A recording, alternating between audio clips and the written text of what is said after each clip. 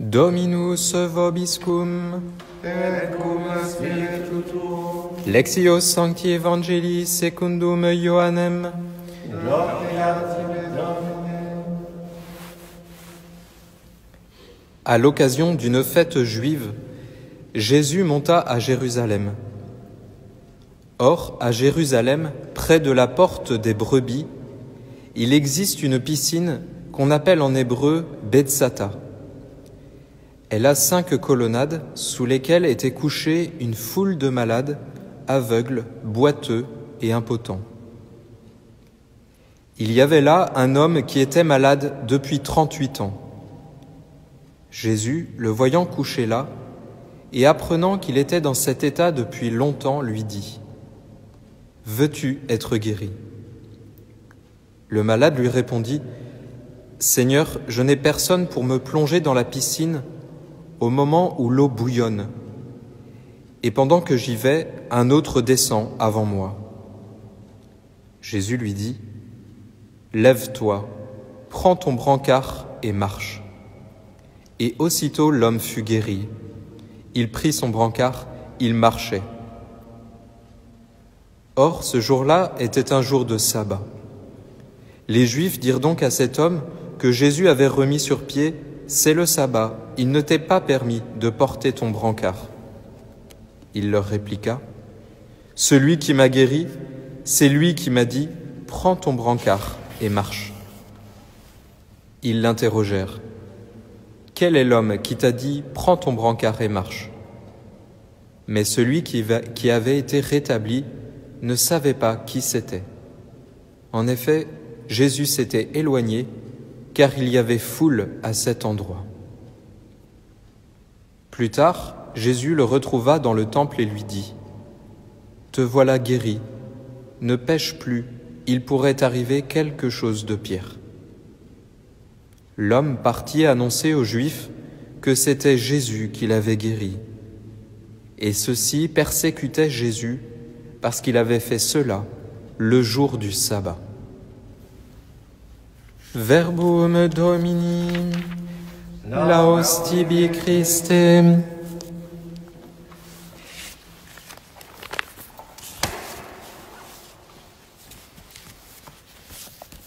Cette piscine où a lieu ce miracle qui nous est donné aujourd'hui à méditer, nous l'avons retrouvée dans des fouilles et elle a été construite approximativement 200 ans avant Jésus-Christ. Et on pense que cette piscine était destinée à laver, à purifier les animaux avant qu'ils soient envoyés pour les sacrifices. Et il restait une superstition de la part des Juifs en pensant que l'ange du Seigneur venait se baigner dedans. C'est pour ça que l'eau bouillonne et que les malades attendent cette eau qui bouillonne pour pouvoir se jeter dedans et espérer une guérison. L'eau, pour nous, de cette piscine nous évoque facilement l'eau de notre baptême, en ce temps de carême. Nous nous préparons à renouveler les promesses de notre baptême le soir de Pâques. L'eau bouillonnante guérissait les maladies du corps, et nous savons que l'eau du baptême, comme le dit saint Jean Chrysostome, guérit les maladies de l'âme. Nous voyons donc Jésus s'approcher de cette eau dans ce contexte, tous ces malades autour de la piscine. Cela veut dire pour nous certainement que Jésus vient se mettre à notre hauteur. Il n'attend pas que nous attendions de le rejoindre, il se met à notre hauteur. Il s'abaisse, comme nous l'avons fait à Noël, il nous rejoint. Jésus vient à nous. Et il vient même dans un milieu qui n'est pas très favorable à sa venue. Il y a encore de la superstition. On a même retrouvé une idole de ce Dieu dont les Juifs attendaient une guérison. C'est quand même incroyable. Eh bien, Jésus ose venir dans ce milieu, dans cette zone. Pour nous, cela veut dire que Jésus ose aller là où nous n'oserions pas lui ouvrir les portes. Je crois que nous pouvons demander à la suite de cet évangile une grâce, celle de nous reconnaître malades.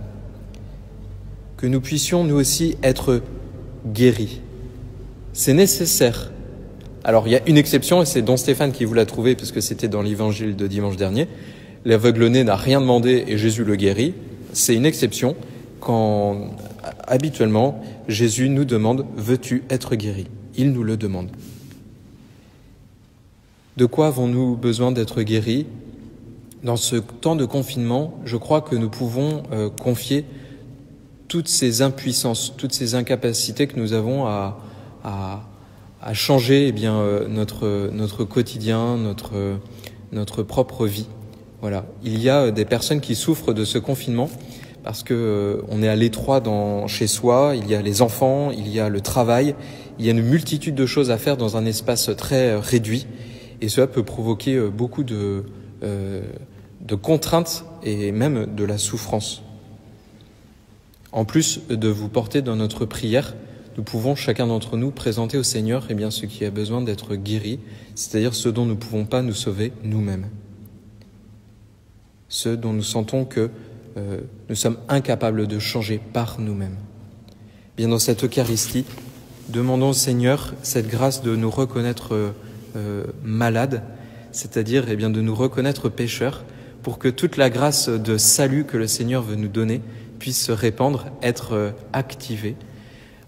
Demandons au Seigneur cette grâce de nous guérir là où nous avons besoin de l'être. Amen.